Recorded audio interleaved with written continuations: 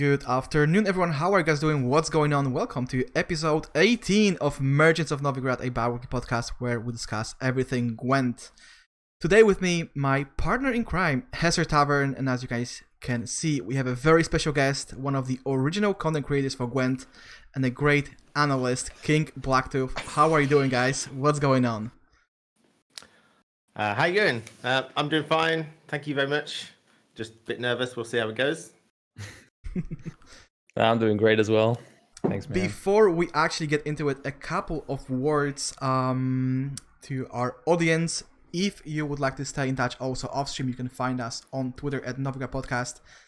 And if you have any questions right now, or if you have any questions during the show, you can ask them in chat. Hesser has been charged with the task of collecting the more interesting ones, and we are gonna try to answer them as we go. Also, if you can't stay with us today, this episode is going to be uploaded on our YouTube channel, our Spotify channel, and a couple of other platforms either tonight or tomorrow. So keep an eye out on our social media. And with that being said, I think we can go into the first segment of this episode, which is, as always, what have you been up to? And I think we can start with a very simple question. KBT, not every player these days know you, so can you maybe introduce yourself? Well, not everyone knowing me is probably for the best. Hi, I'm KingBlackToof, and I used to play Gwent when it first came out, and even before that with The Witcher 3, printed them out and played it with my friends. So I've been in the Gwent scene for a long time.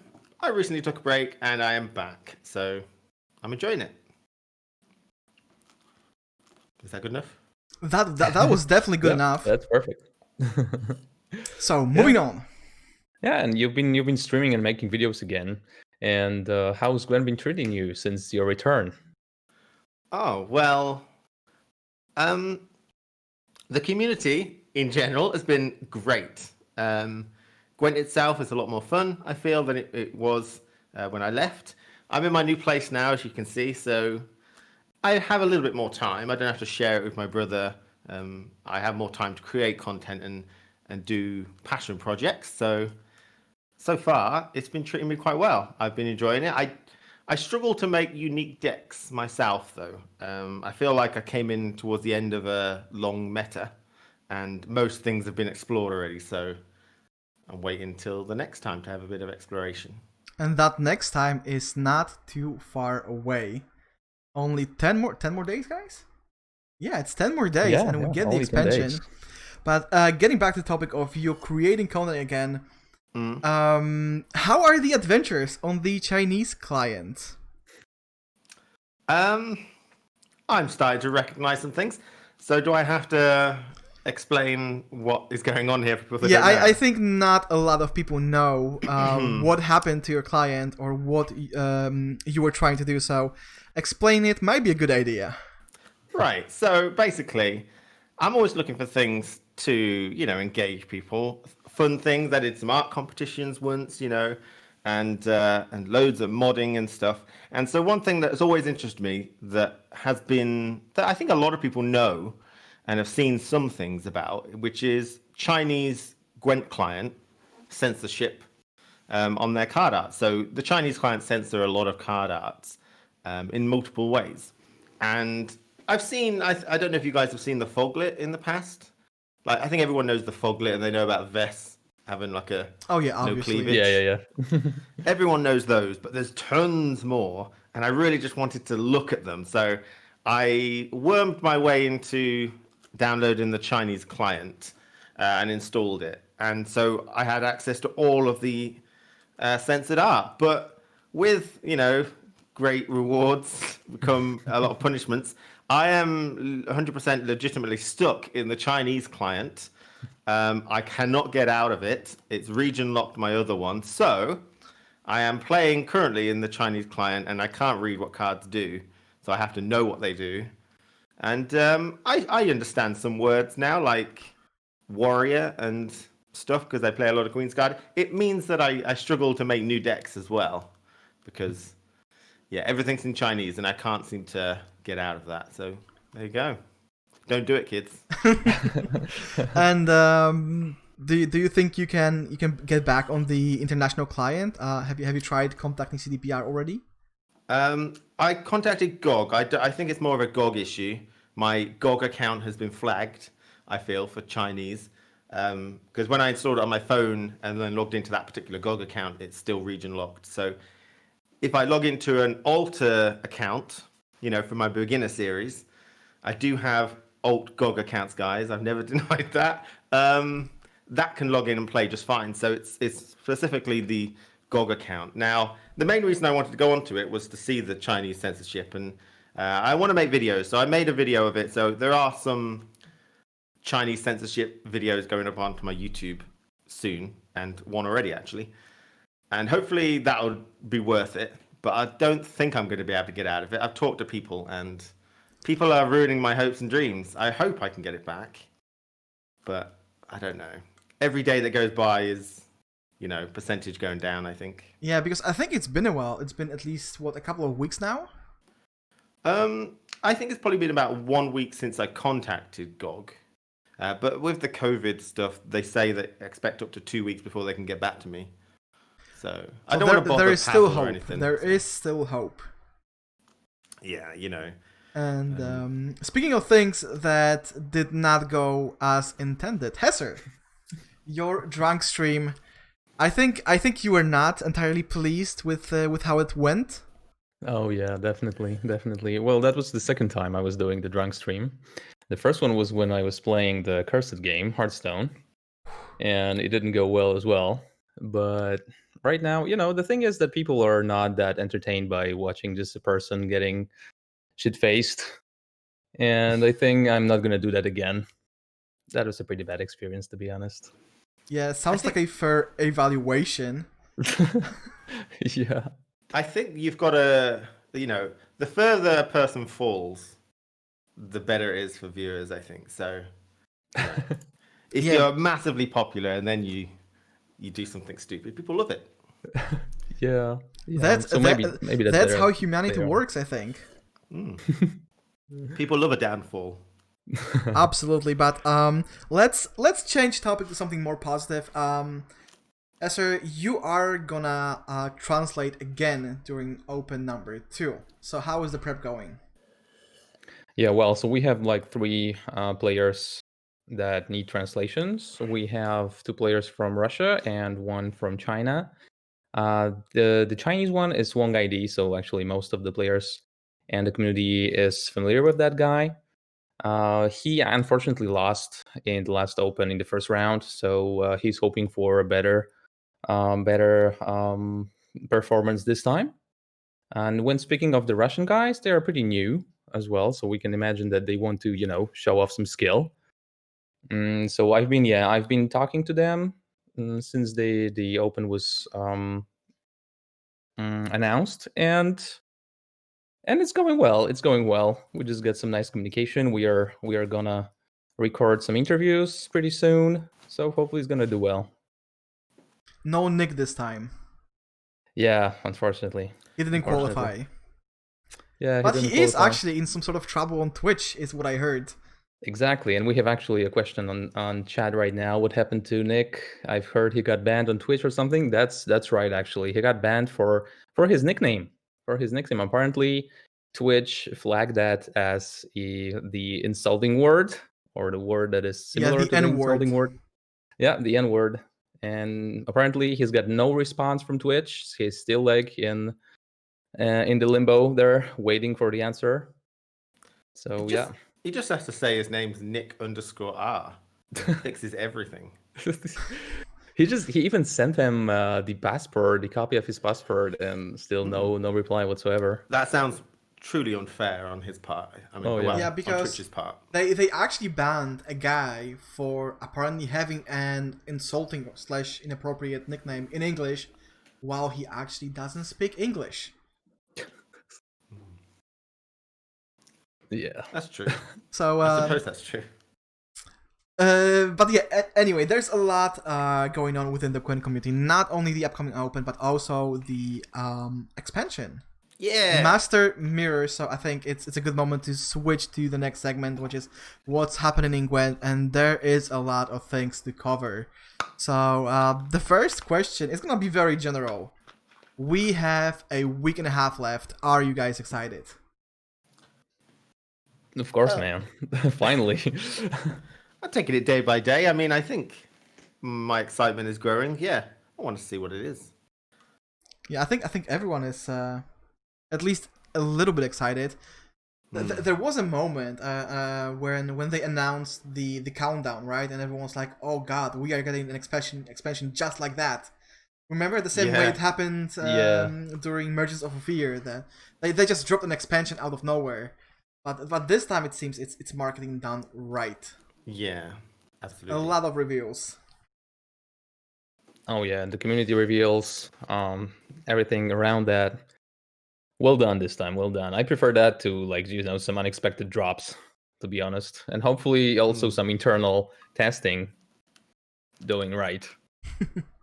We actually have a question about that later on as well. Oh, But moving on. Yeah, like we've seen like multiple evolving cards already, right? So what's your take on this new card type, KBT? I was hoping for something a little bit more, I think.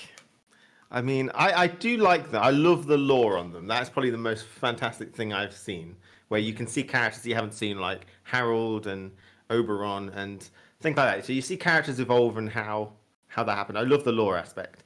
The cards themselves are a little all too similar in my opinion, and I don't feel like they're excited enough. Like I was hoping they would do something where you have to work to get the evolve, you know. So if you kill one person, it evolves once. If you boost 15, like kind of imagine like a journey quest, but in the middle of a game. Oh yeah. You know, so boost 5 units and then it'll evolve, and then it gives you a random another task to do, and if you can do that, it evolves again. The issue is balance. I mean, my idea is not foolproof, but I was hoping for something a bit more interesting than just hold it in your hand. And a lot of the times we see round 1, oh, don't ever use it round 1, guys. You know, you probably don't want to use it round 2, and so they all just seem to be just hold it in your hand or deck. I think it's the maybe not the only, but the major point of criticism when it comes to the evolving cards. They are very similar, and you see those threads on Reddit popping out every day where people are saying, "Oh, I can predict what the NR card is going to be. It's going to be 6 power, 11 provision, and stage 1 is going to do this, stage 2 is going to do this, stage 3 is going to be veiled, and it's going to do that, and it's going to be an engine." How excited and surprised are you guys? Exactly. So yeah, I think it's a valid point of criticism actually. Like, they are very similar. Go ahead. Yeah, I think we can actually move on to the next question, because there is not really that much we can tell about that. Like they all do a very similar thing. True. Except actually, you know what? I could bring up the old concept of Unga. KBT probably remembers that.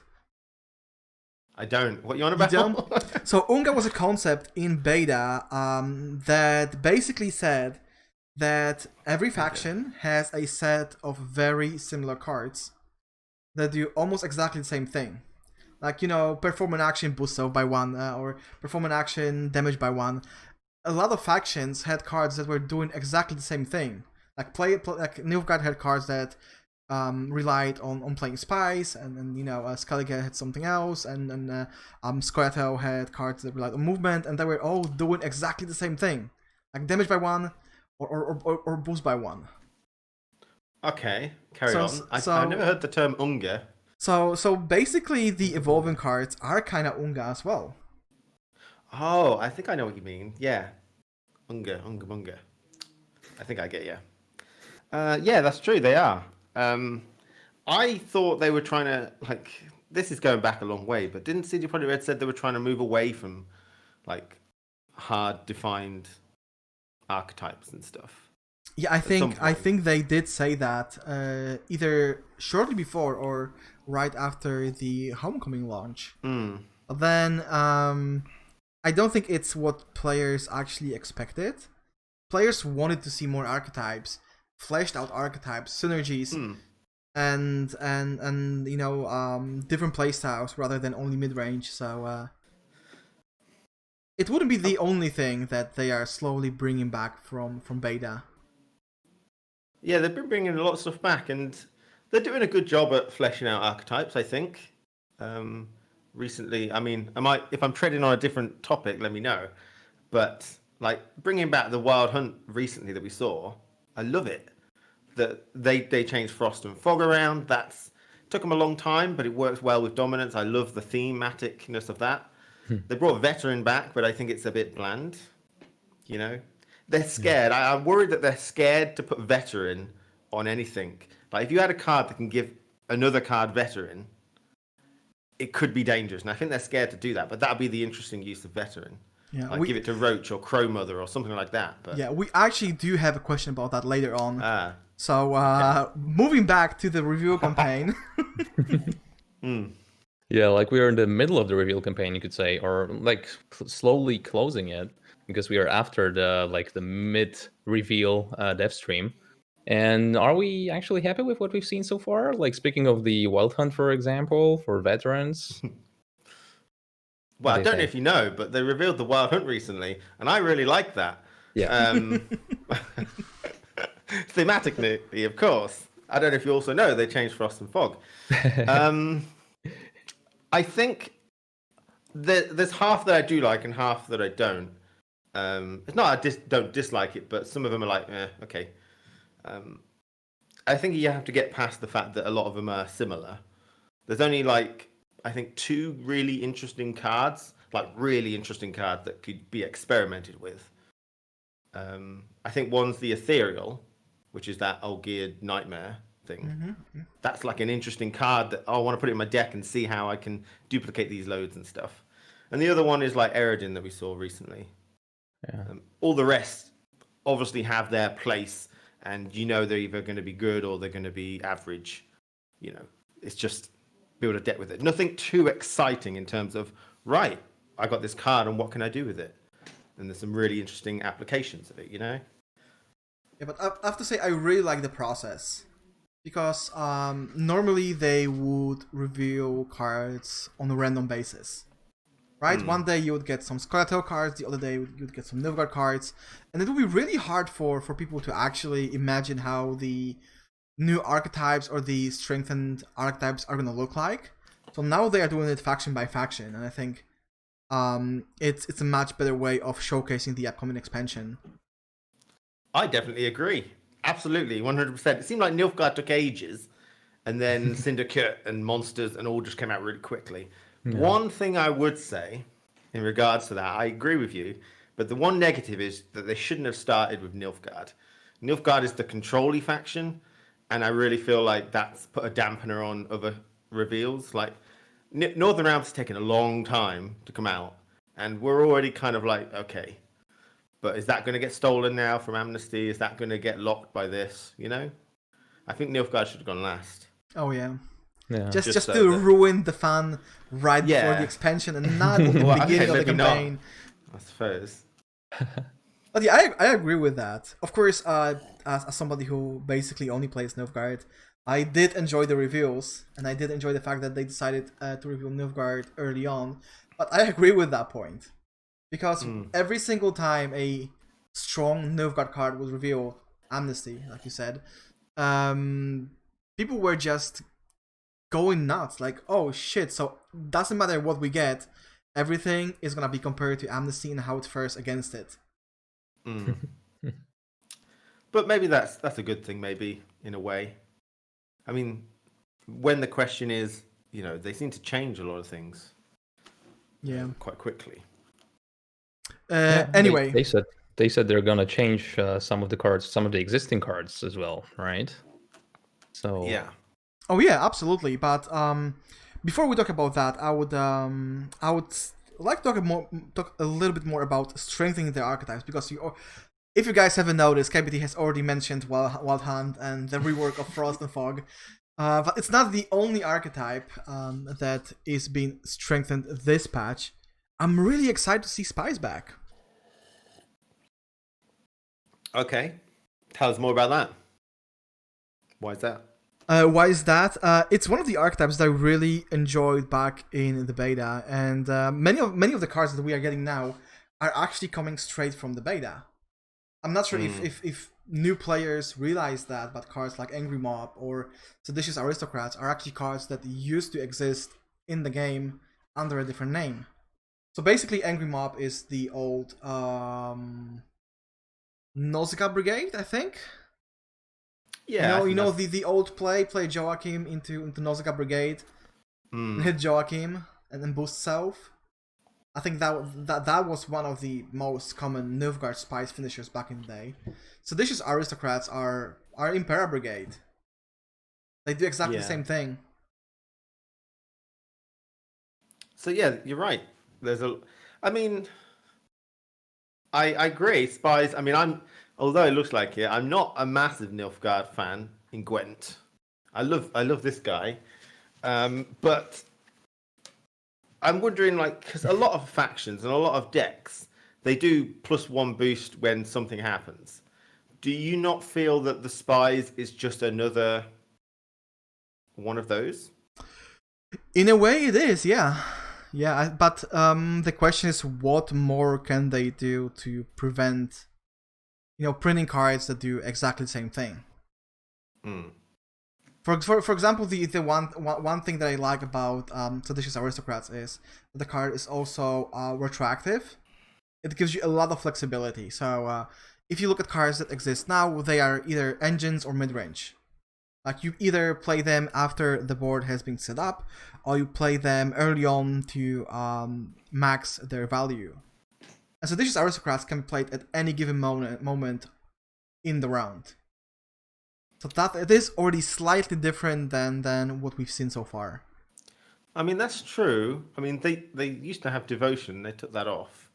But I agree with that. Yeah, that's a good idea. I mean, we're seeing quite a few cards which are engines, but not necessarily all the time now, aren't we? We just had 2 reveals the other day with engines that are not always engine if you don't want them to be.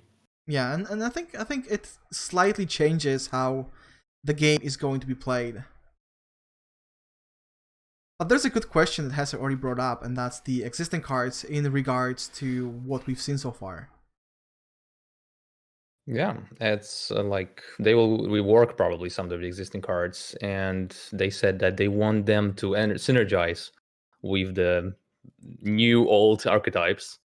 And what do you think about that, KBT? Is it possible to do it smoothly, or are we like facing another balancing patches after the expansion?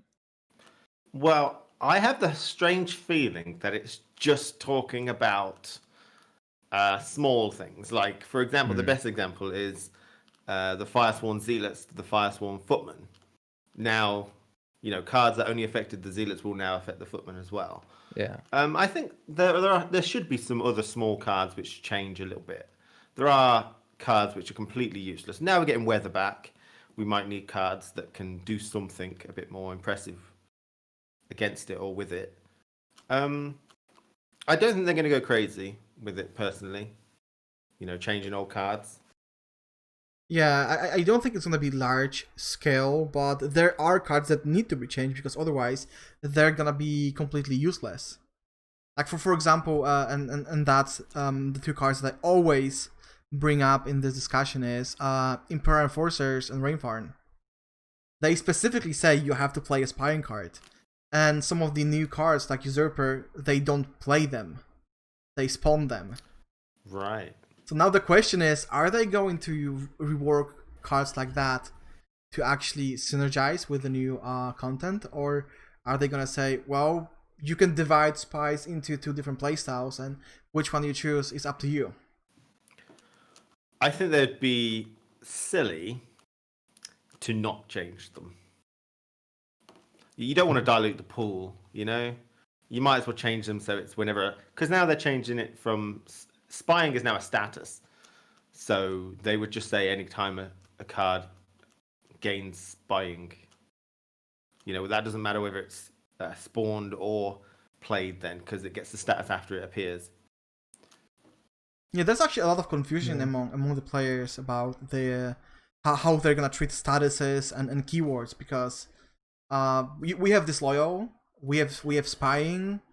There's a lot of cards that spawn or that create, and I always bring up the example of the journey, because we have the journey quest, right? And the quest says one thing, and then you do exactly what it says, and it doesn't trigger. Like a good example of that is one of the last quests, where it said play 15 units with 15 cards with the summon keyword, and none of the syndicate cards actually work.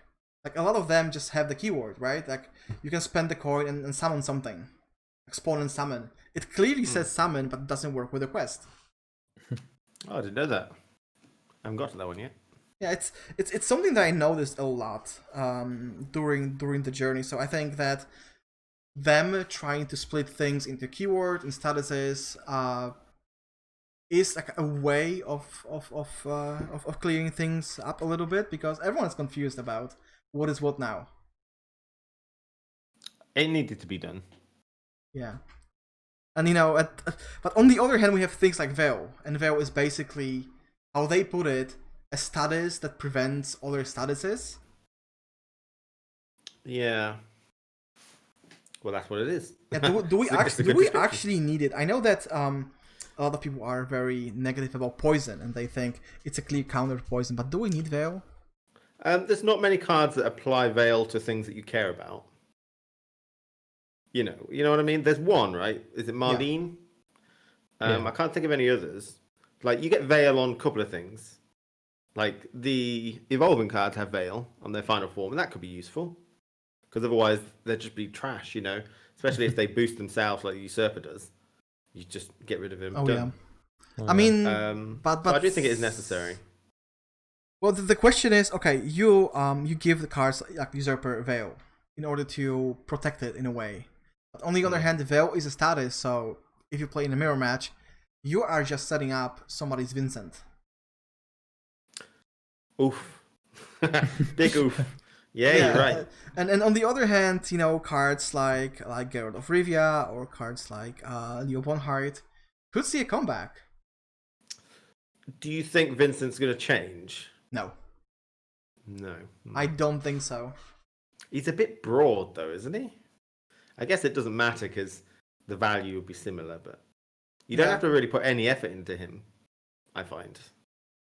And for a powerful effect, like Geralt, you have to have. I guess there doesn't seem to be any risk with Vincent, because everything has a status nowadays, whether it's just doomed or, Yeah, but you have to remember he's 11 provisions, so you need to find a target that's 6 or more to break even. Of course, if somebody's is that hard? Well, if somebody's playing Defender, it is not. Unless it's Syndicate, of course. You're not gonna play Vincent on one of the bogs.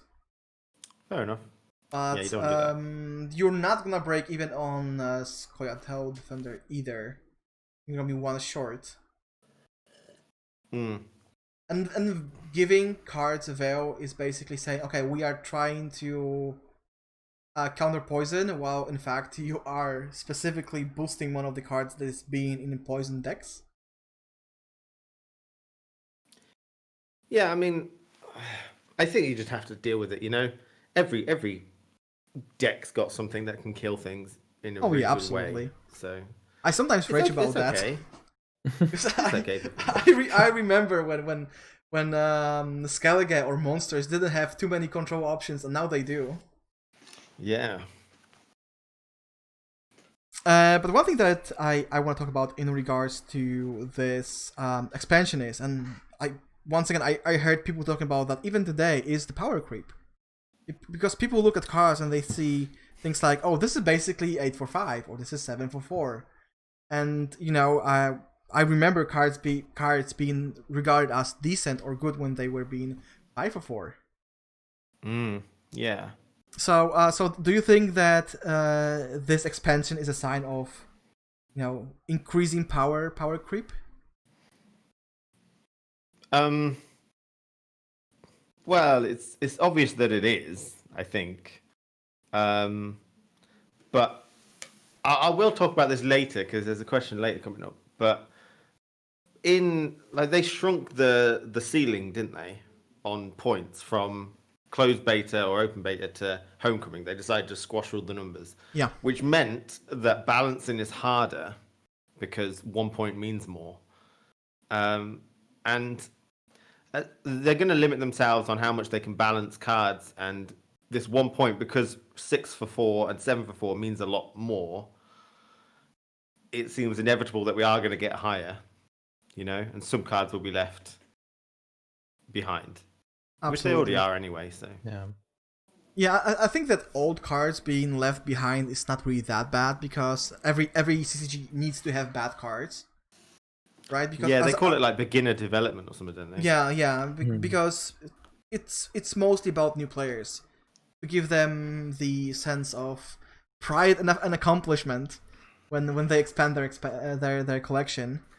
But what is really worrying me is, even if when we look at fairly recent expansions, there are still cards that are 4 for 4 essentially. Well, we saw one today that's 4 for 4. Not today, the other day. Lonely Champion. But it's about flexibility. If you got 4 for 4, you want to have something good about it in some other way. Are you saying there's 4 for 4s and that's it? Like trash? There is a card that's basically... I think it's the Artfian Light Cavalry. No, it's one of the Artfian cards. It's 2 power and deals 2 damage if the unit has armor. Replay the deployability. So yeah, most of cards have 2 armor, so it's still 4 for 4 in terms of points. And I haven't seen anyone, and I mean anyone, playing that card in the last. I think it was deployed during Iron Judgment. So yeah, I haven't seen anyone playing the card ever. It's 4 provisions. It's 4 for 4. Removing that armor doesn't really matter quite often. So if you have a card like that, I feel it needs to sit into a niche that has no gap. So, for example, if we took Skellige, make it synergize with Raid, or make it synergize with something which doesn't have, you know what I mean? Yeah. Like if you got a bad card, it should synergize somewhere that there's a gap. You don't try and stuff it into Warrior when they've already got some good Warriors. It seems like it'd be nice if they rebalance some of those, but I don't know if it's the right opinion to expect every card to be good. No. Like other card games don't, but I don't talk about other card games like Magic the Gathering or Hearthstone. Yeah, especially considering that the number of available cards is growing every expansion. It used to be an issue. Yeah, it used to be. That's probably why, we wanted every card to be good. Exactly. But we're getting more cards now. Yeah, and not only we are getting new cards, but we are actually getting old artwork and old lore back. Yes. And that is another question. What are your thoughts on leaders slowly coming back? Because when we had Jason on the show, he said maybe towards the end of the year or at some point next year, we would like to bring the old leader art back in some form. And they are doing that already. Eridan is back. That's true. I love Eridan. It's great artwork. If I may take the spotlight for a second. The artwork on the leaders is undoubtedly amazing. Can we agree? Absolutely. Oh yeah, absolutely. Yeah. Now, there's a lot of artwork in the game, which is also amazing. Can we agree with that? Yeah. So I think if I'm taking like a cynical view, bringing back the old leaders is basically just nostalgia for people,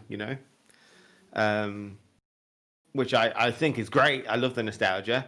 The artwork is comparable to artwork we've already got, but it is still amazing. And it's nice to see some of your favourite characters. Eridan.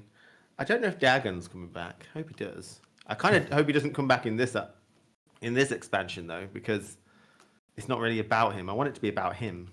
We're getting Wild Hunt. But it is nice to see the old ones. I think for that reason we might see Radovid soon, because they've got 2 artworks for him that they're not using yet. But I'm not sure. Yeah, I think Radovid is one of the cards that people predict is gonna be the NR evolving card. Oh yeah, that's really possible. Tesser, what's your opinion on the returning leaders?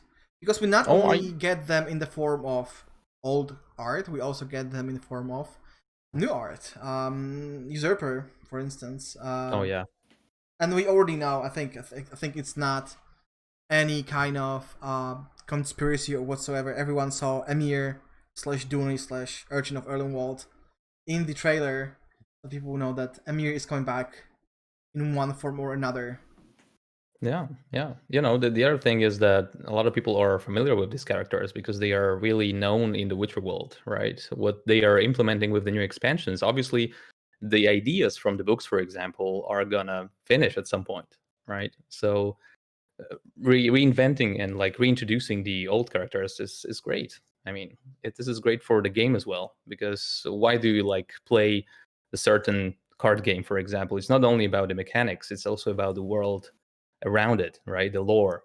So when somebody sees, for example, a character he knows from the books or from the TV series, rip, I know you don't like it, but anyways, they are just going to play it, right? They're just going to try it out. So if they see like Radovid, for instance, or Eridan, it's a good marketing move as well. And another thing is that there's something cool happening on the Chinese website as well. Speaking of China, they are actually doing the lore, the special lore section on the website for the Chinese players to like introduce all the characters. We don't have something like that on the English version of the website. That's actually interesting. It's only for the Chinese one. Oh, I didn't know that. They should totally do it. Yeah, it's really great. I always like the idea that when you get the premium, you might be able to get some like lore about the character in some form, you know, something to do while you're just waiting for the opponent to play. Oh yeah, the same way we got a little bit of lore on the Journey. Yeah, not only Journey, but also the trees. Like every single time you unlock a certain point of the tree, you get a little bit of lore. And I would imagine you just like right click the card and it turns it over with some lore on it or something. Yeah, that would be really nice. I'd love that. And you know, I know that some people could say that okay, what Hezzer also already mentioned it. We are slowly running out of characters from the books, but CDPR have been fairly successful at creating their own lore. If you look at Syndicate, based until this expansion, the vast majority of it is basically CDPR. Like if you look at characters in the faction, or when the faction drops specifically, how many cards came from the books? DJ, who in the books that had nothing to do with Syndicate whatsoever, and Hemophart, who doesn't really appear in the books, and that's it. And Philippa, but then again, she had nothing to do with Syndicate. They basically used the piece of lore from The Witcher 3 to kinda make her a faction card. I mean, one of the most things that I like, I was hoping the monsters would be Crone Mother, you know, the Whispering Hillock woman. I like I said, the fact that they're luring these cards. They're giving us backstory to cards we weren't aware of, like Harold the Cripple and the Usurper. You know, whether I don't know if I like the Gaunter being responsible for a lot of it, because it's a bit like they need to make their own decisions. But I really like the lore aspect, and they're doing a great job of it. I think, you know, expanding. They're not playing it safe and keeping within their own little thing, worried to expand on characters. They are expanding the backstory and the future and stuff, you know. But I thought Hesse's explanation there was really good. It changed my mind. But you actually raised a good point about Gaunter being the scapegoat here, like, or being the mastermind behind every evolving card. But I don't think he appears in any form or shape on the monster card. I haven't seen him there. No, I don't think so. I think Eridan might be in the background, but CD Projekt Red did state that Gaunter's not involved in everything. You know, he's not involved in Harold the Cripple, so he probably won't be involved on the monster one. So that raises the point on whether they're taking Jaxter Alderberg and the Usurper as canon, or whether it's just like a what if type of thing, you know? Yeah, the truth be told, we, from the lore perspective, we don't know anything about Usurper. Because that was the whole point of him being called Usurper, right? Like, Emir made sure that nobody will ever say his name and nobody will ever know who he was beforehand. So in that regard, CDPR had a free reign, so they could absolutely reinvent the story. I mean, what is your opinion on that Gaunter was involved? It's a tough one, but because on the one hand I do like it, but on the other hand, as somebody who read the books, I feel like there is many events that were triggered by a very specific situations that were properly explained in the books, and now they are somewhat dumbing it down to some shady dude whispered to somebody's ear and things happened. Yeah. I mean, you could take it as metaphorical, right? Yeah. Gaunter being like the devil. It's just, if he's not there, but he's still influencing like the guys, you know, just consider it like the bad side of anybody. Yeah. Yeah, that's actually a good explanation. I like it a lot. There you go. Thank you. Nice analysis, KBT. Sorry, I had to. That's alright. He was going to come out eventually. Yeah, eventually, it will come out. Moving on, I think that's confirmed. You're an old account of mine, then. I might be. You guys never know. But moving on. Yes. Yeah, moving on. So there are a lot of new players, obviously, and Gwent is not like so generous anymore. And there are a lot of people like planning what they're gonna spend their scraps, for example, or on. And they want to, for example, build only one faction or two factions. And that's actually brings up one of the questions, like, what do you think would be the greatest faction to invest in right now after the new expansion? Like, if you had to tell, like, which cards should people craft? Right, and that's a pretty cool question. I love that Monsters is getting the weather. I don't think that's worth investing in at all. So Monsters is at the bottom. I think it's going to have to still be Nilfgaard. Or maybe Scoia'tael. I don't think Scoia'tael has ever had a bad meta. Am I wrong? I'm trying to think back as so far as I can. They had card advantage in closed beta. They had like traps, which were really annoying. They just seem to have everything all the time. So Scoia'tael is a good bet. Nilfgaard is an easy bet because we saw some powerful cards there. I feel like the existing decks that we have will still be very powerful. So you might, if you're going to have a new player, go for those two. Oh yeah, in my opinion. Don't go Northern Realms. Especially since the new Scoia'tael is known as the faction that's fairly easy to play.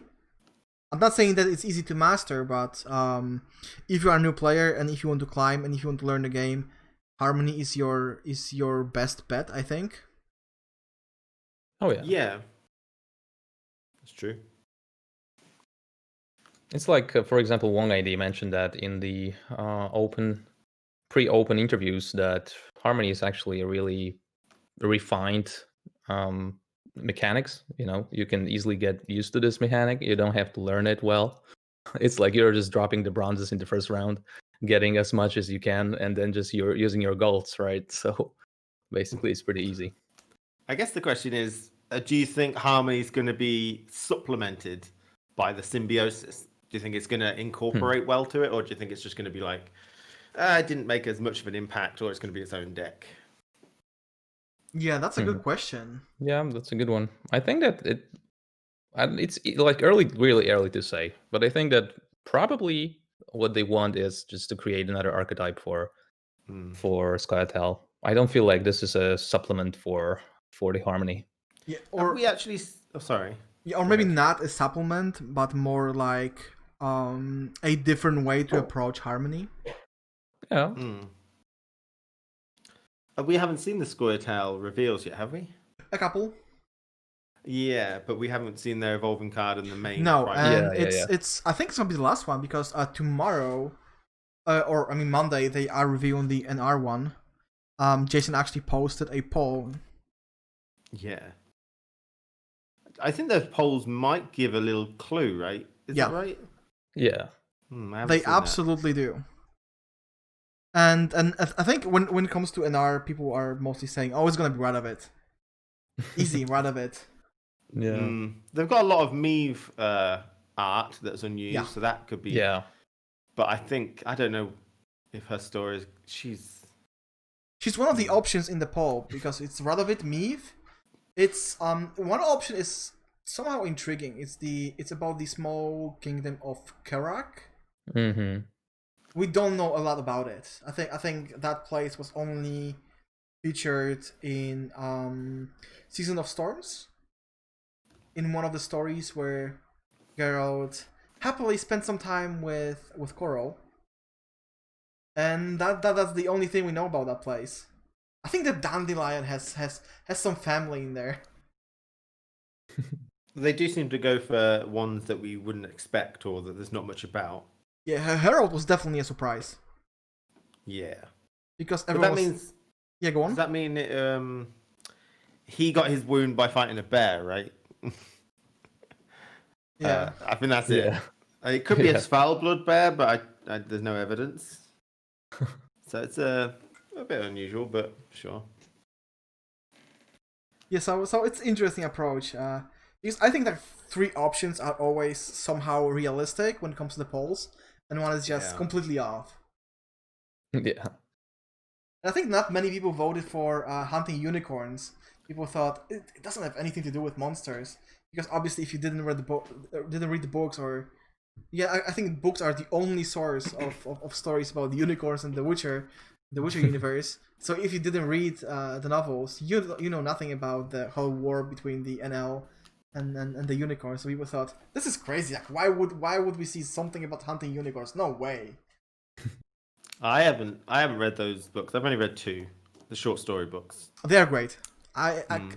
I think that objectively, a lot of people would say that the short stories are actually better than the saga, the 5 books afterwards. Anyway, next topic, but still kind of within the scope of revealing cards. What's your take on CDPR changing cards that have already been revealed? Because it's been a major source of confusion. Because sometimes they reveal a card, it appears on the website, and the one that we've seen on Twitter, or Twitch, or YouTube has a different ability than the one that is on the website. There's probably only 3 answers to this. One is it's still in development from when they, hand out the reveals to when they upload it. So that's been changed. One is that they're looking at feedback and then changing it, which is probably a bad idea. And then the other one is they're so rushed that they're still sort of developing it and testing it, and so it's like a frantic crunch to get all these cards out and update them, and apart from like the honest mistake maybe, but I feel like there's been so many changes that it's one of those 3. It's a long time since they gave the reveal. It's still massively in development, or they're listening to feedback.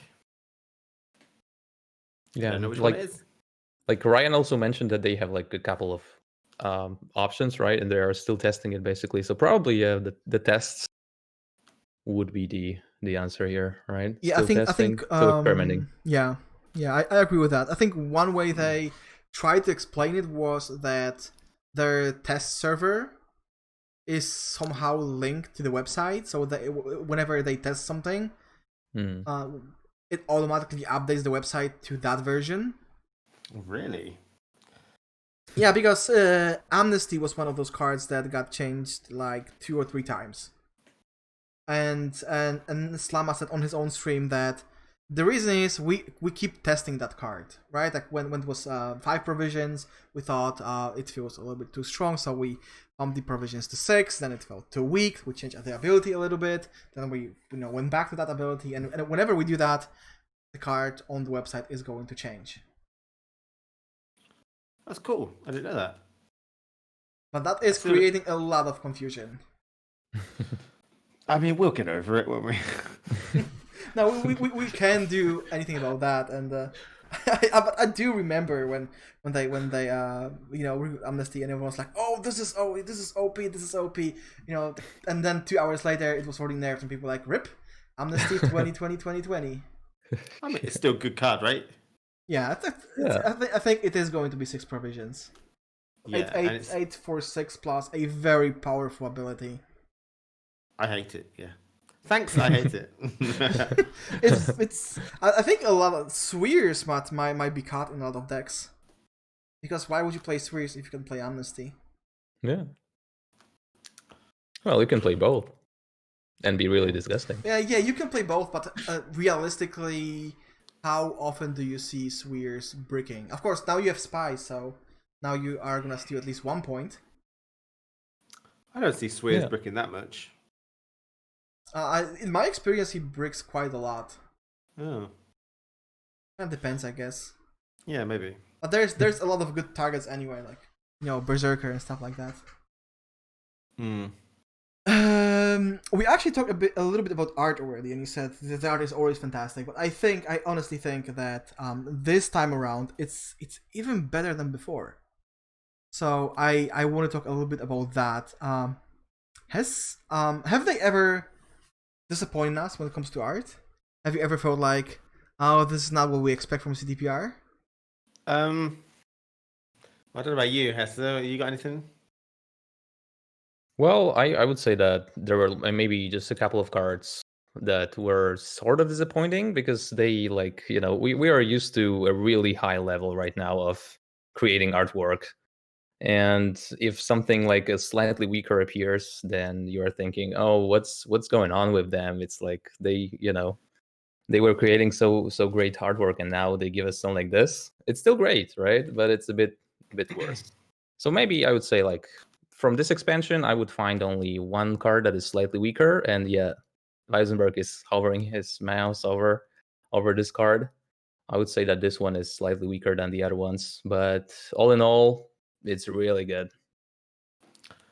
I suppose. I mean, in terms of cards, there's only a couple of cards that obviously Eredin and Dagon and all these ones are way better than some bronze about poison, where the guy's slumped on the table or whatever that one is. That's like, it works. It tells a story. That's what I like about the art, that usually they try and convey a story in the artwork. Obviously, the bronzes are going to be a lot worse than the leaders. There's only a couple in the whole time that I can remember that I physically don't like the look of. Is physically the right word? Yeah. That is the Drowner. I think the Drowner's weird looking. And the old Neckers, they had like a really gritty sort of look that was a bit weird to the rest of the game. I think that was one artist that did both of these. And he has a certain style which is a bit odd. And they're the only ones that I can think that weren't very pleasing. I mean, I was a little upset that they went for the battlefield when they went to Homecoming. They make the cards look like cards, but then they make the board look like a battlefield. And I would have preferred them to make the board look like a tavern, because then it fits with the cards being cards. But that was disappointing for me. But other than that, I mean, other than everything I've said, been perfect. Yeah. So. Yeah, I absolutely agree with that statement. Yeah, but the style of this expansion is a bit different, I would say. As this time we are seeing a lot of really dark and grim cards and this sort of style. Do you agree? Oh, yeah. Is this different? Oh, yeah. From the previous expansions? KBT? Yeah, I automatically hate the Onel now immediately. I've had there's loads of horrible people in the Witcher universe, even Cyprian Wiley, but I've never hated anyone as much as these Onel with all this unicorn hunting. They did a very good job of portraying an emotion through those cards. So yeah, I would like to highlight the fact how freaking strong Auburn has to be. Because really, holding a severed unicorn head in an extended arm, that requires some serious strength. Yeah. But yeah, I think the Chinese censorship office is gonna have a field day with this expansion. Well, I'll report when when it drops, I suppose. But I don't foresee me getting out of China by that point. Yeah, probably. As I said, you might take classes from Hesser. Yeah, that's it. I've got to learn Chinese now. A lot of spoons appearing on artwork, probably, Oh. instead of. I wish they'd have Swords. gone full on spoons as like an in joke in China. If you don't know, Vernon Roach Merciless, instead of a sword, he's got a spoon in the Chinese version. Yeah. It's amazing. Someone called him Vernon Eat Your Breakfast Merciless, you know. Yeah, that's pretty awesome. I mean, they should do it. They should just go full memes on the cards that have to be changed. I personally think the Chinese version, that some of the artwork is amazing, like some of the changes they did. Some of them is like necessary, but some of them are so lazy. I feel like they just need to do it. They're not putting a lot of effort into it. I don't know how good the Chinese market is for Gwent. Maybe it doesn't matter. I feel like half the time they just do the minimal to get it out. They don't, put a lot of work into it. Yeah. I think a lot of Chinese players are actually using VPN to not play. Oh, really? Yeah, they play the international version mostly. That's illegal. Why should I have to use the Chinese version? I mean, Hesser, you did live in China, right? And you also played on the international. Yeah, no problem with that. I just played through the VPN, and I still have in the pro ladder. I still have the Hong Kong flag near my name. So imagine that, KBT. Imagine ever qualifying to a tournament and then instead of being British, being actually representing China. That would be something. Oof. Guys, but there's one topic that I think everyone kind of misses out on. Like, nobody's really talking about that because we are so excited about the expansion, about the art, about the new abilities, the archetypes and whatnot. The journey. Like, we are like 99% sure, and from what I've heard, is actually 100% sure, getting a new journey this expansion. And I think it's doing good for them.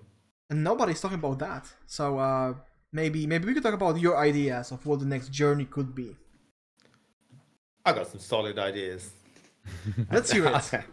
Okay, so my thought process is you would want to go for something cool like Gaunt or Dim because it's based on his expansion, but we've already got the leader model for him. So I think you have to look at what leader model could the journey be about.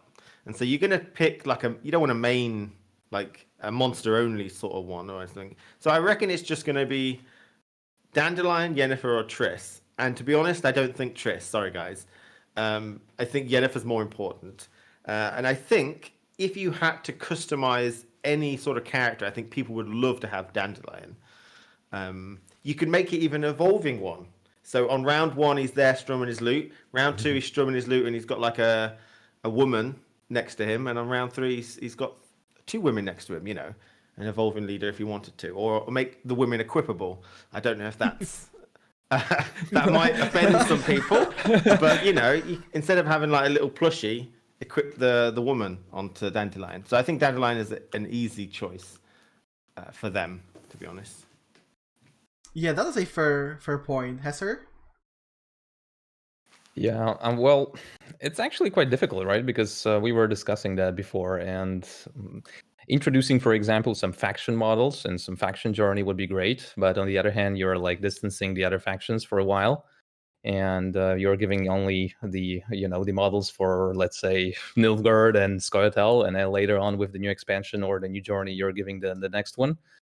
But I was thinking that, and actually chat also mentioned this here, like maybe Olgierd and Iris, for instance, that would be a cool couple here to use in the journey. That'd be something people would love to see, I think. It'd be nice if they tied it to the expansion, but yeah, we've already got Gaunter, so yeah. But yeah, we've got Gaunter, but there's quite a few characters that were somehow bound to Gaunter or Dim. Like Olgierd, Iris, Vladimir, of course, and they're all neutrals. I'd love Vladimir. That'd be great.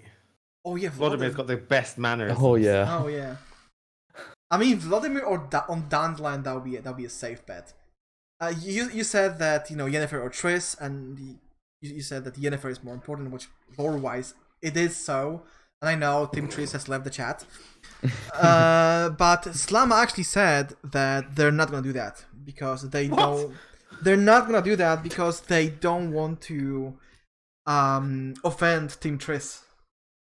So they have this idea of maybe introducing both of them at the same time, like doing some sort of journey of the magic where you have a couple of sorceresses and mages in a bundle. That'd be cool. Yeah. I thought I was saying I've got a solid idea of what they're gonna do, and then you said they're not doing that. I was like, what? Yeah, it was asked on his stream, and he said nope. I think we are all kind of missing out on Ciri.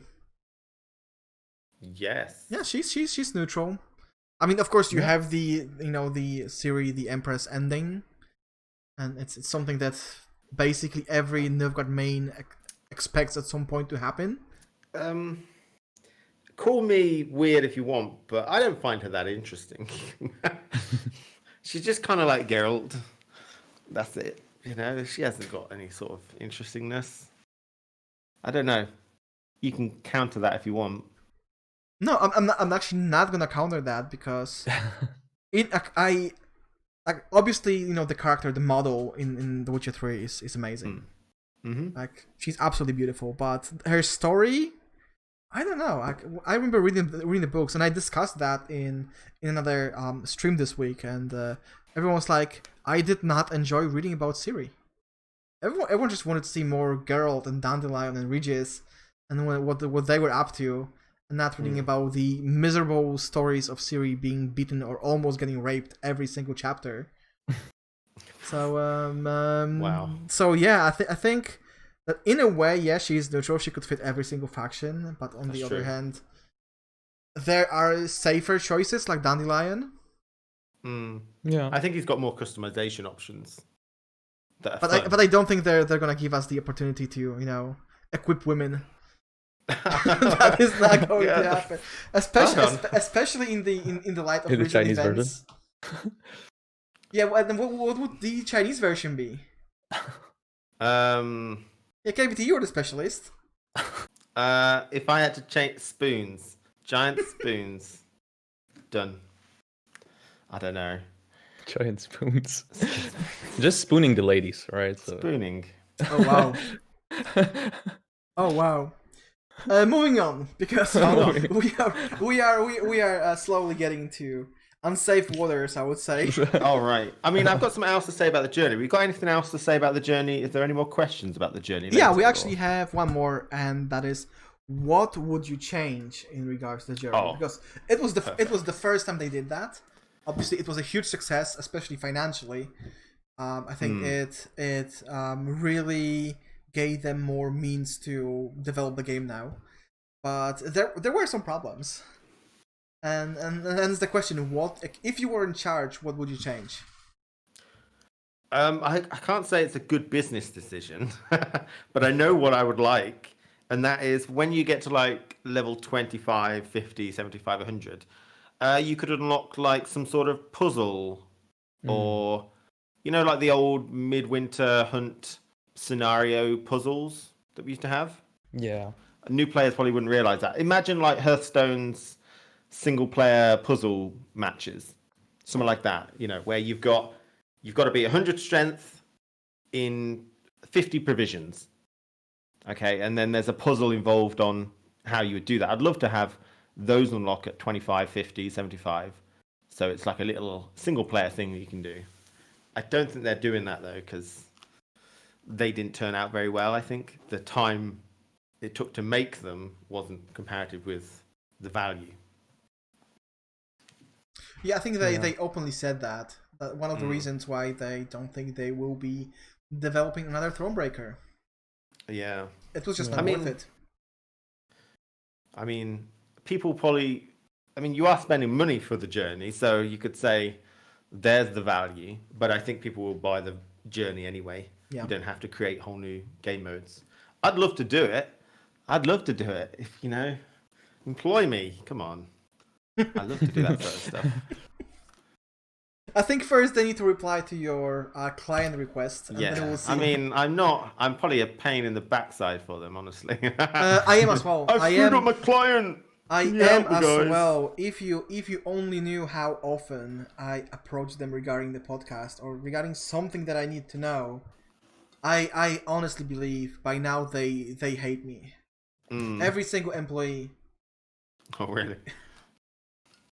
I have no I lost count, but we had to send countless messages to Pavel, Mateusz, Alicia, Austria regarding Slama. Because at some point we wanted to have Jason on the show, and it was just okay. It's this time of the month again.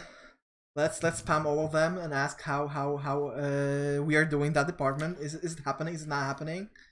Well, to be fair, you're doing them a favor, so they can reply to you. You know what I mean? This is helping their business, hopefully. Yeah, I hope so. I hope that it promotes the game in a way.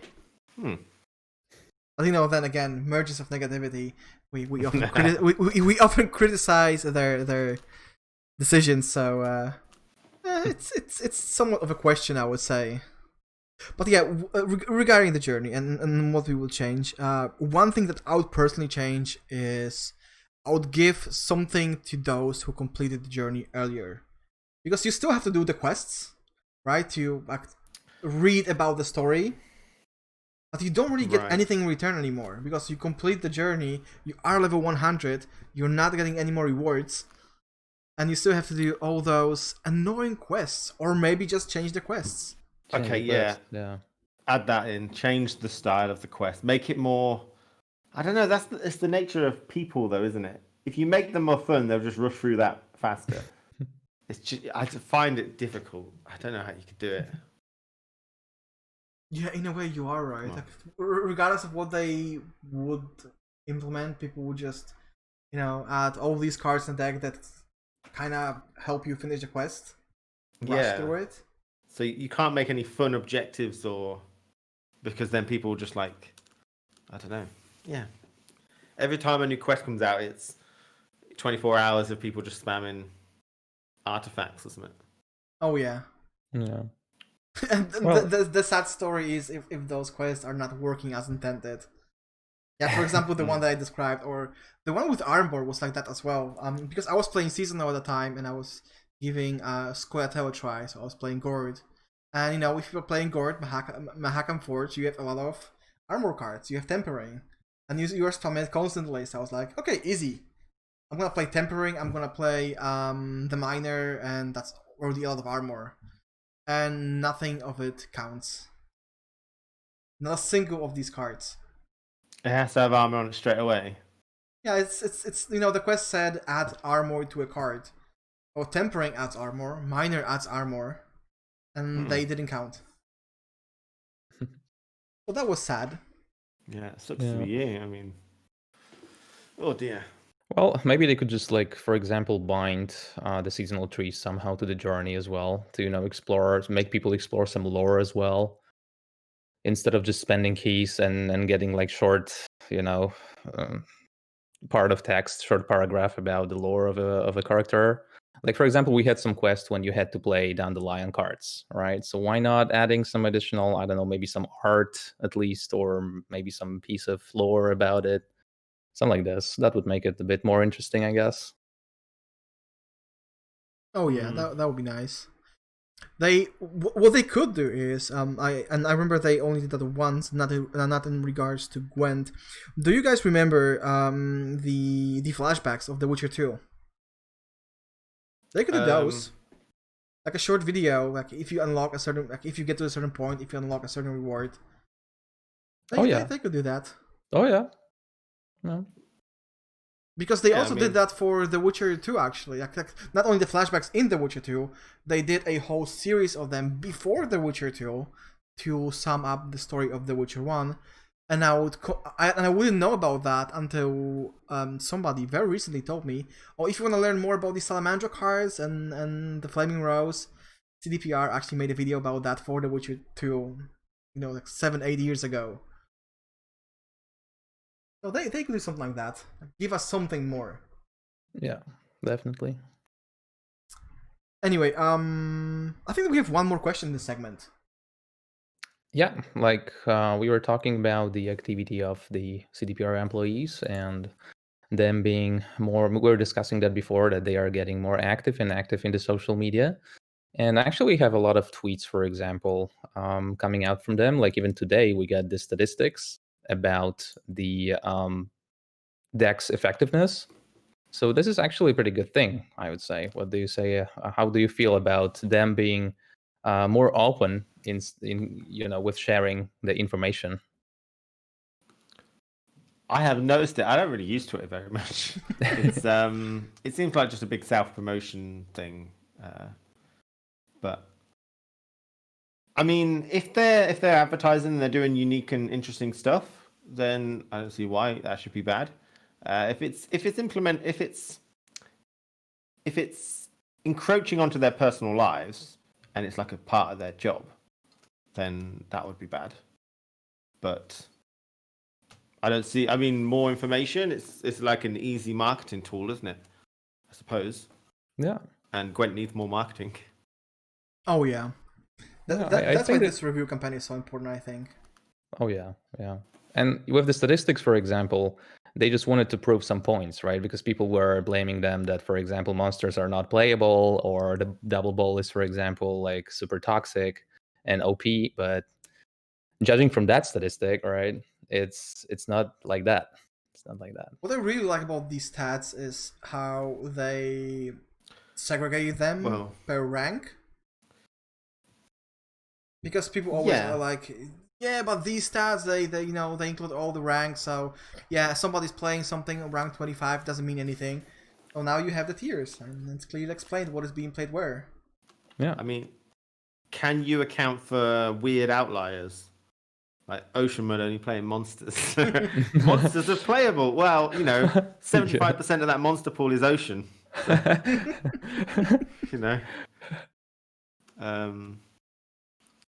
But I mean, people will look at that and probably either agree with it or disagree with it, even though it might be true.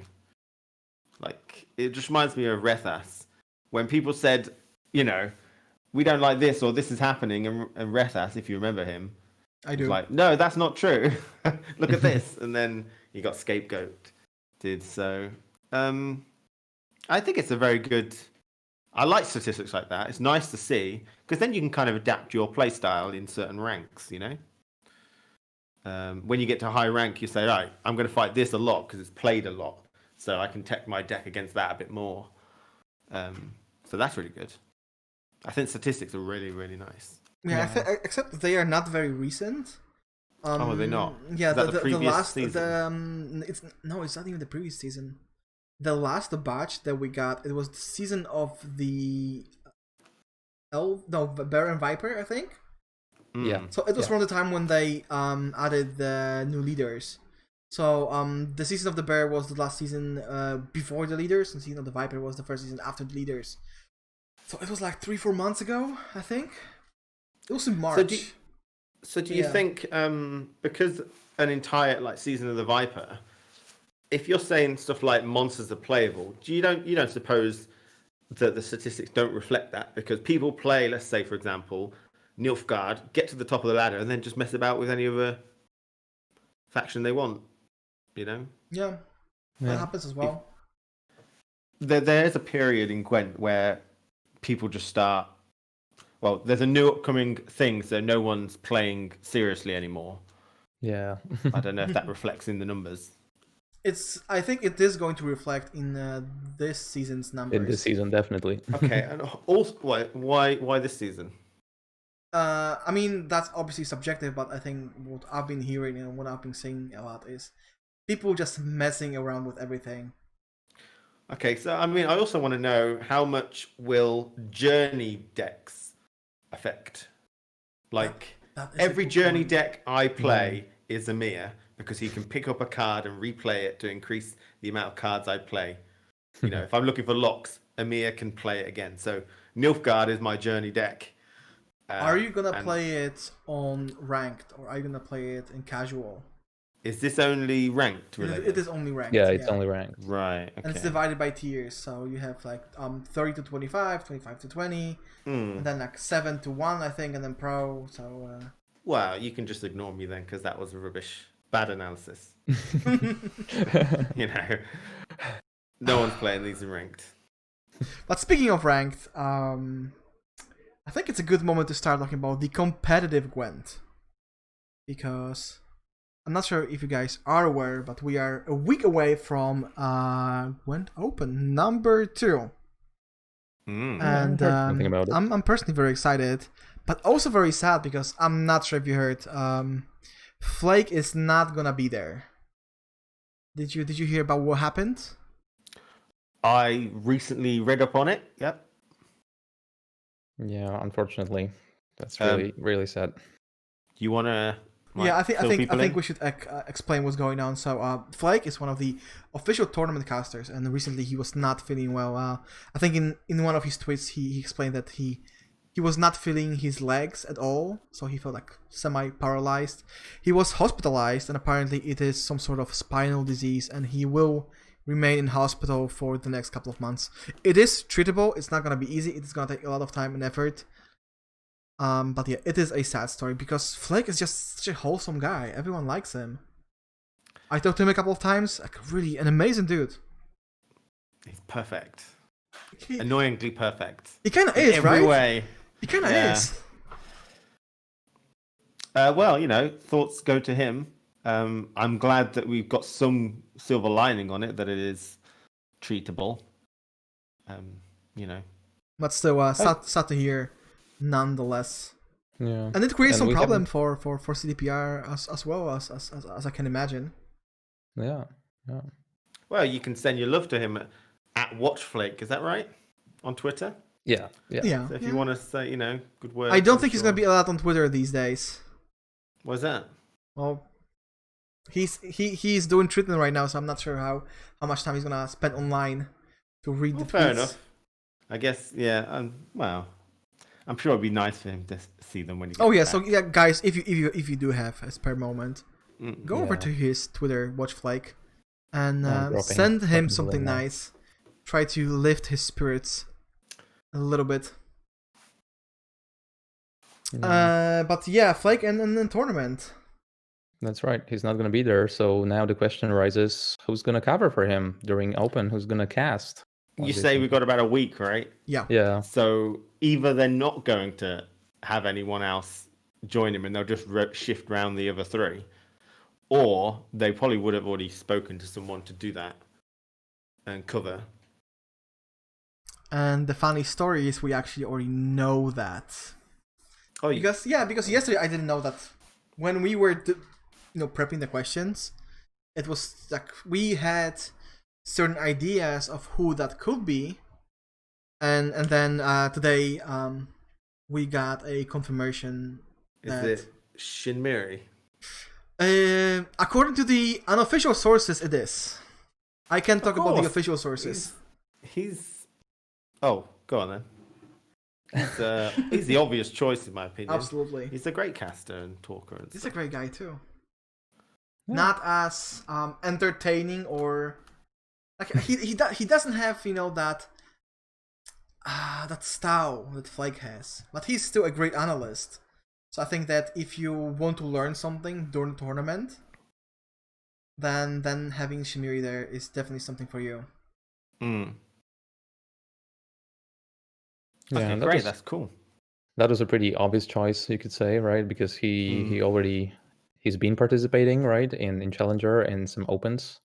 Yeah. So it was either him or Green Cricket. And I can tell you that Green Cricket is not available in that time. All right. Yeah. I actually talked to him not too long ago, and he's busy that weekend. So their choice was rather limited, unless they would like to bring somebody back from the old times. But then again, if somebody hasn't been playing Gwent for months, then it would be rather difficult to have Mogwai casting again, for instance.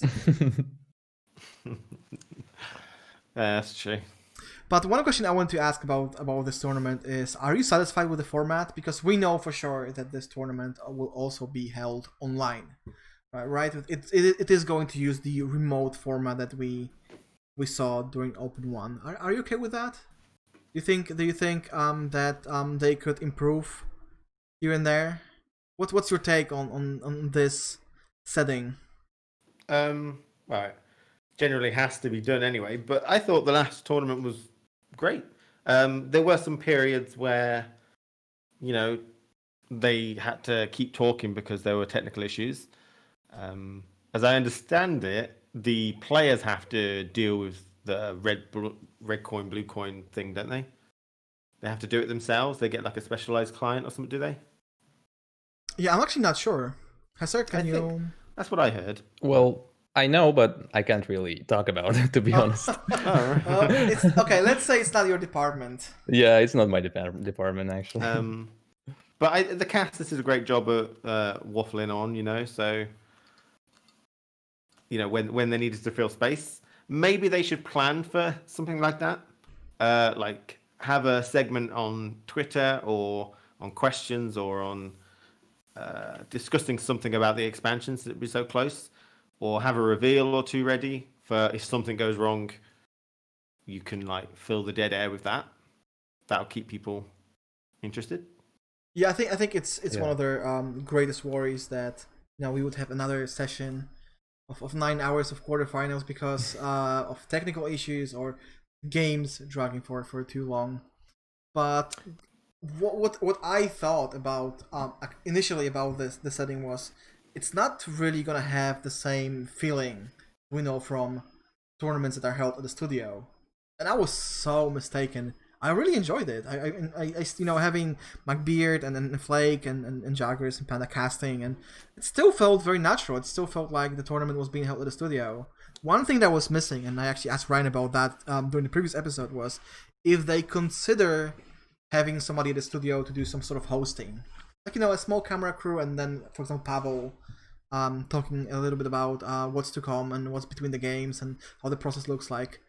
So and Ryan said they will think about it. It's something to think about at least.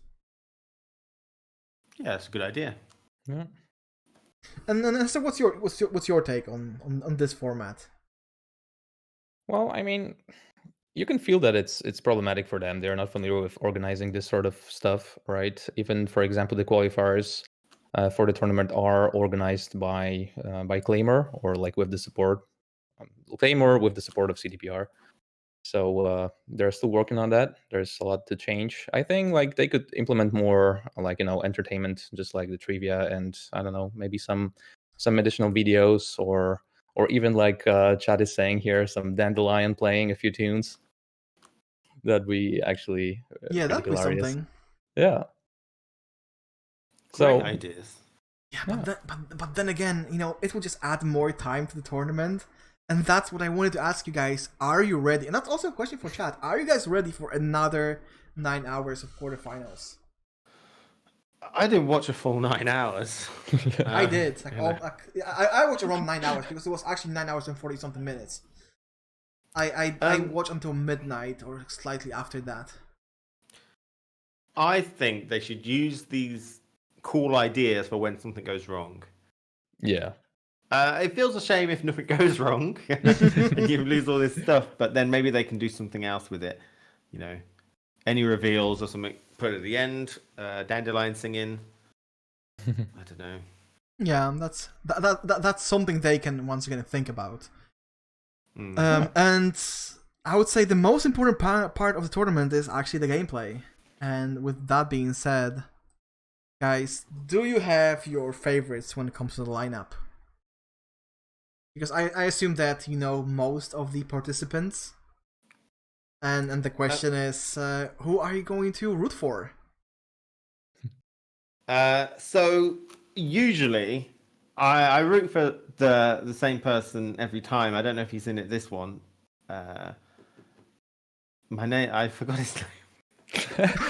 Nice analysis, KBT. Yeah, it's returning players that never actually ever seem to win, the end. I seem to like root Coleman. for people. That's the one, actually. Coleman, that's the one. I always root for him because he seems to always. He's like so committed. Yeah. And then he always seems to get stumped towards the end. He hasn't won a challenger yet, has he? I don't think. Nope. So that's, but whoever takes your fancy, I think it kind of based on when you watch them and you look at what plays, some people might win via RNG, a little bit. And so people might think, I didn't really want him to win because he's not earning it. Where if someone does a really cool sort of like guess about what the opponent's got and he plays out and he wins, and he does some good skill, then people tend to like that guy. So it really comes down to, for me, when I watch and who I see is making smart decisions. Oh yeah, makes sense. And Hazard, I think it's gonna be difficult for you to talk about that because, well, you are working with some of the participants. Exactly. I'm kind of biased because I want them to, to move to the next round. So I'm obviously like kind of rooting for Wang ID and the Russian boys. But apart from them, I feel like my heart is going towards Red Rain because he's first time participating in the tournament. He's a cool guy. People know him as well. Yeah, he's a name I've heard of. Yeah. Yeah, Red Rain was for a long time, other than being a competitive player, he was also known for that chair accident during the Wild Hunt. Exactly. Where he was leaning back and the chair broke. And obviously, I'm also rooting for Red Rain because he used to be my teammate. Like when Team Rankstar was still a thing, we were both part of it. And I know him as a very cool guy.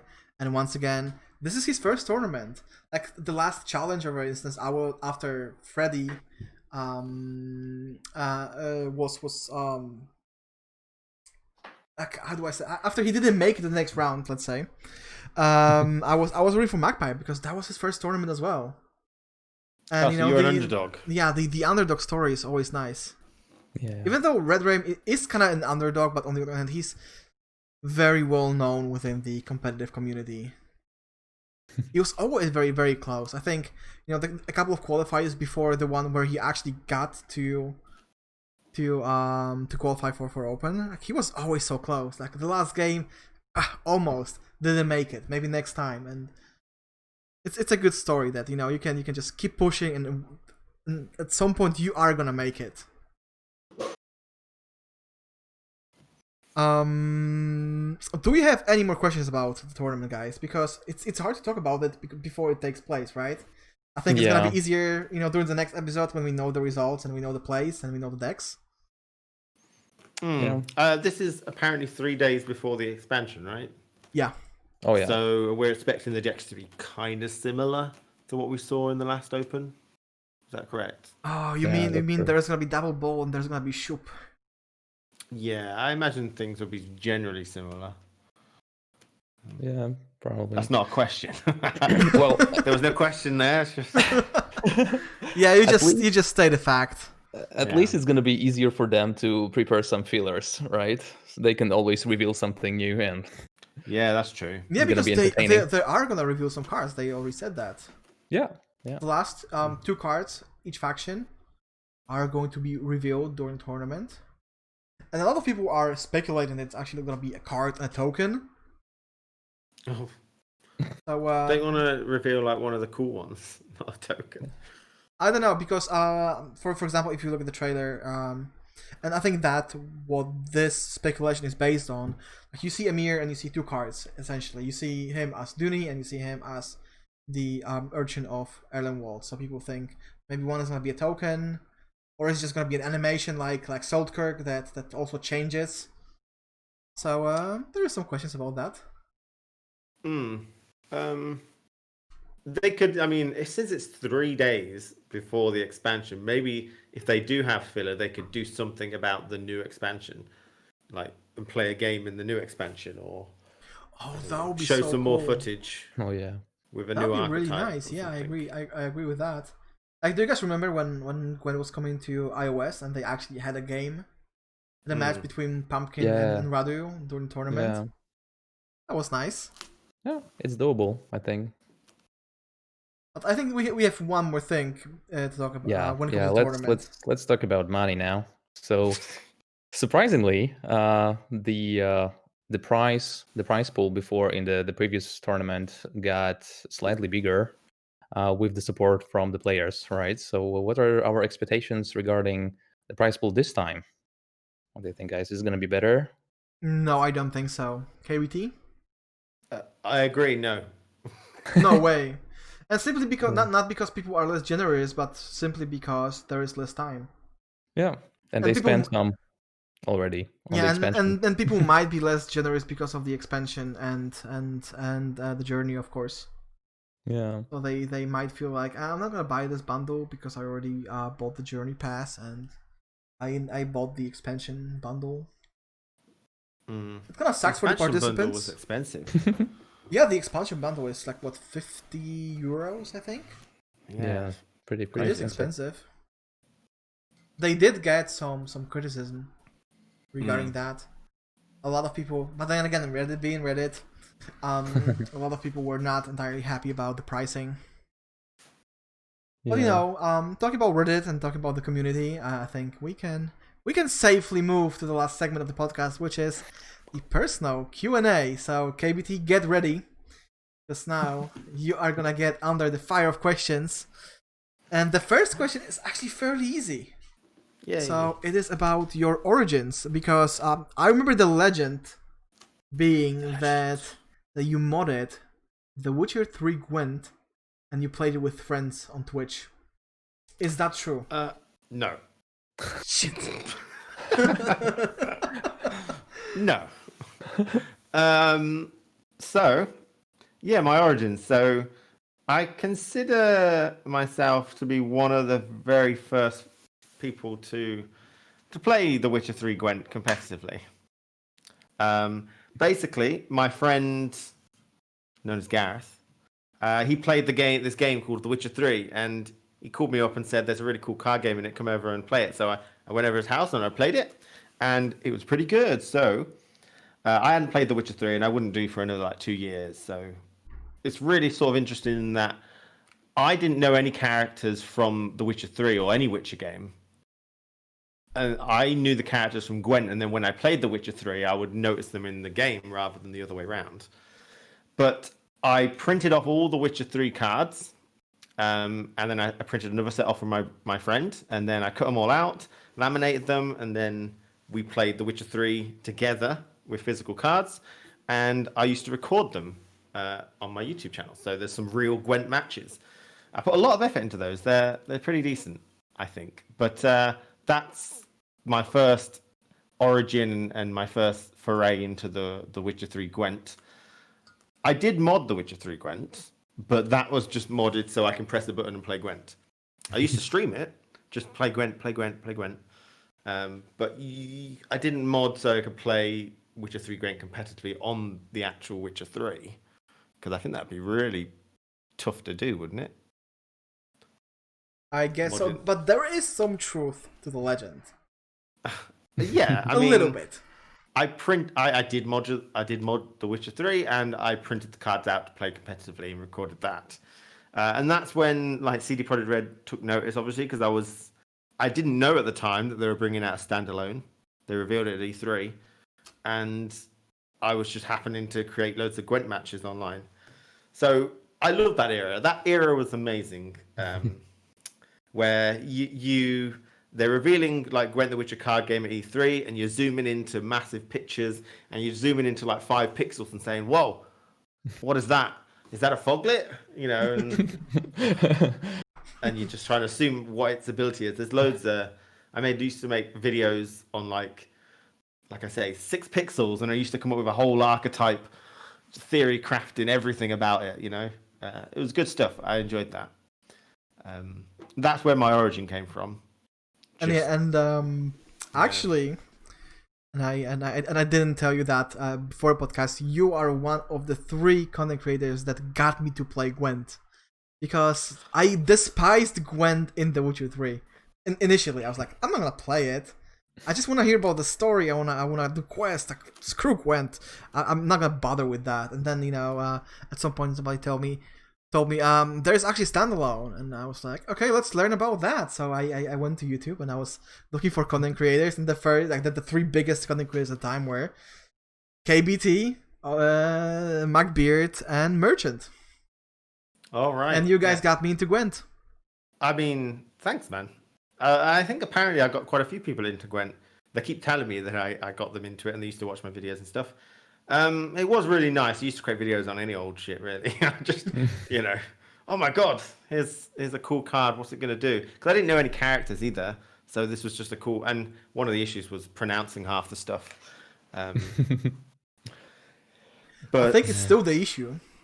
Yeah, I mean, I don't bother with it now. I just say what I want. But yeah, it's thank you for that. That's very nice of you. Yeah, I'm glad I could reveal it. I remember I told Magby the same thing when he was here, and I was like, oh, that's cool. That's cool as well. So like one of the reasons I really wanted you to be on the show. Like I just wanted to tell you that. Oh, thank you. But okay, before we get into the Kappa Pride, The little Kappa Pride moments, yeah. Kappa Pride territory, let's move on, Hesser. Yeah. So our little birds told us also that you are one of the very few people who played the Witcher adventure game. So Oh yeah. tell us about that experience. Right. So I went through all the Witcher games, and there's a game called the Witcher Adventure Game. It's a board game, but it's on Steam. It's kind of cool. I was playing on my own because no friends, and it's wow. What is it? It's a generic board game with a Witcher skin, I think. One of the characters you get to play Zoltan or Triss or Geralt, Yarpen, I think. not Zoltan. Well, there you go. Yarpen. I can't remember. Sorry, dwarfs. But they're all similar. I really don't have much to say. You just walk around the board and you collect contracts or something, and they all have a certain win condition. But I found it particularly easy playing against AI. It's okay for a bit of fun. I don't think it's for the family. It's not. It's from like Witcher 1 or 2 style, I think. Yeah, it's mostly The Witcher 2, I think. Because it came out between The Witcher 2 and The Witcher 3. Yeah. And I didn't play the game, but I did watch some videos. And one thing that I did like was how many spoilers from The Witcher 3 in terms of art and soundtrack were included in the adventure game. Because you play that game and you hear like, oh, this is from The Witcher 3. No, that's from The Witcher 3. Yeah. Like, I saw that all in the videos. It's been a long time since I played it. As far as I can remember, you can kind of, when you start losing, and when you start winning, you start winning. I know that's a nice analysis, but you know what I mean? It's like... Yeah, snowbally. When you win, you snowball either way, I feel. It sometimes feels like that in Gwent as well. But only sometimes. Gwent's weird in like, because there's loads of cool ideas I want to do with Gwent, modding and stuff. But it's a weird thing because games always last 100% of their range. You haven't got like a secondary mana or anything, so there's limited stuff you can do with it for creative purposes. I know that's completely off topic. The next question that's also kind of off topic is about what made you come back, because you were not happy with Homecoming. At least that's the word on the street. Right. Yeah, you left a large pause there. What made you? What made you? Parents, I think. But yeah, I didn't like Homecoming. I think the main reason was I was they changed the game. They did a lot of kind of stuff like flattening the strength was kind of a bit annoying, and they limited the rows, and it was very balanced. It was very slow. So there were a lot of things wrong with Homecoming, and I know that wasn't the question, but that'll help me go to the next point. What made me come back is that I always looked at the Reddit while I was away. I was constantly checking up on Gwent while I was not playing it. I left because I wasn't having fun, but I came back because they've added in a lot of cool stuff. And I always thought, while I was away, that they're going in the right direction. They brought in armor, which I think is a great mechanic to have back. It allows extra balancing and it allows some particular protection and strategy. They added in defenders, which I think is an amazing card. I love defenders. They've added in a lot more cards, a whole new faction with the fee, and I really like that. So, like, just in general, they fixed a lot of the things that were wrong with it. I mean, whether I still like the old beta version, it's difficult to say. It's been a long time, and my brain tells me that I did like it and that I should still like it, but I can't remember it now. So yeah, they kind of went in the right direction with everything. If this Journey thing was out in the beta version, I would have bought it easily, no problem. So everything they've done, I feel, has been a good thing for the game. And I came back because it just felt right to come back, and there's so many new cool mechanics to play around with, and archetypes and stuff. So, you know. Yeah, I think it's a very similar story for a lot of people, because at some point I also left Gwent for a while. After Homecoming, I was like, nope, I'm not gonna play this, and I got back after the Novigrad expansion, after they added a new faction, and I did, and like the first couple of months were amazing. It's just relearning the game because they changed so much. That was cool. So yeah, I can somehow relate to your experiences there. And speaking of experience, you already said that the community has been great since you get back. Have you tried to get in contact with the devs to kind of, to get back to the point where you were when you left the game? No, I made some mistakes before I left the game. Controversy wise, I do feel bad about that. I do agree that I made some mistakes. I think it tarnished my sort of reputation with the devs. I kind of feel like I should just come back for my own sake. I'm not coming back to try and worm my way back into casting, worm my way back into, developer's ear and all that stuff and special treatment. I just do what I do, and if they want to pick me up again, they can. But that's kind of it. I haven't messaged Pavel. I've liked his Twitter posts, and if there's something worth commenting, I'll just comment casually. But no, I haven't really spoken to any devs particularly, because I don't want to try and, do you know? Yeah, I think I do. Yeah, you do know. Yeah. So no, I haven't really gone to devs. I just, just come back and have fun. If I make good stuff, then hopefully it'll be recognized. Yeah, but speaking of that, actually, what do you think about the Partners program, for example? Because you also haven't joined in. Right. I have no idea what that is. Right. Apparently, I think the partner program came out when I wasn't here. Is that true? It is. Yeah. Yeah. So as far as I understand it, you've got faction ambassadors, which are like the main big boys, right, and girls. Yeah. And then the partner program seems to be every other content creator. Is that right or not? Yeah, it was supposed to be more exclusive, I think. But pretty much. In the end, if you create content, you can get it now. Okay, and what is the benefit of being in this non-exclusive? Yeah, that's actually a bit of a controversial topic, because there is not a lot you're gonna get from being a partner. I haven't seen it advertised to me.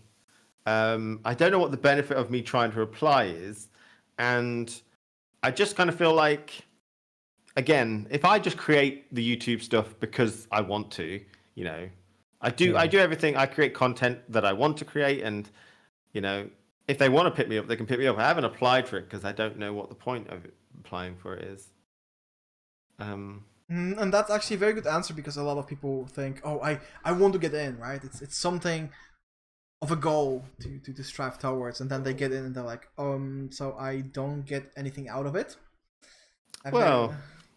Yeah, I mean, should you get anything out of it? I mean, you're creating the YouTube content, I assume, either because you enjoy doing it or you want to try and make money and a name for yourself.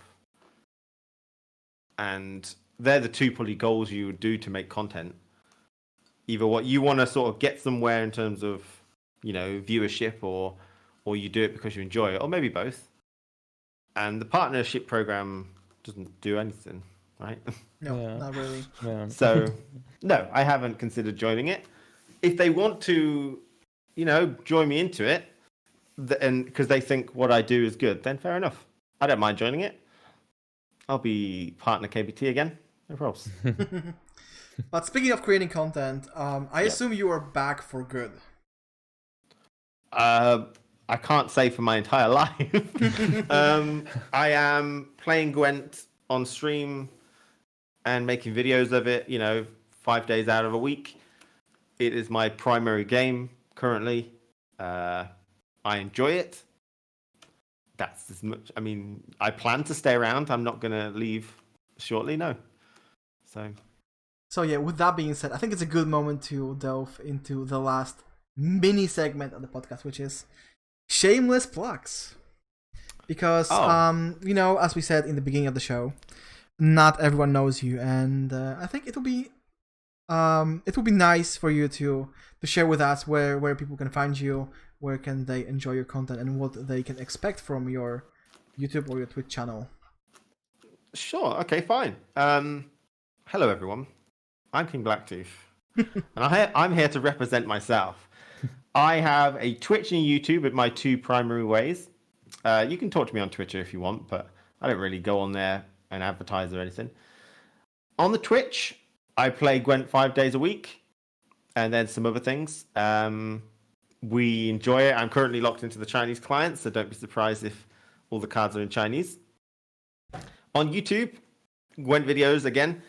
What you'll expect from then is usually deck guides when the new expansion comes out. For now, the recent thing will be the censorship, the Chinese censorship videos. They'll be funny, really funny as hell.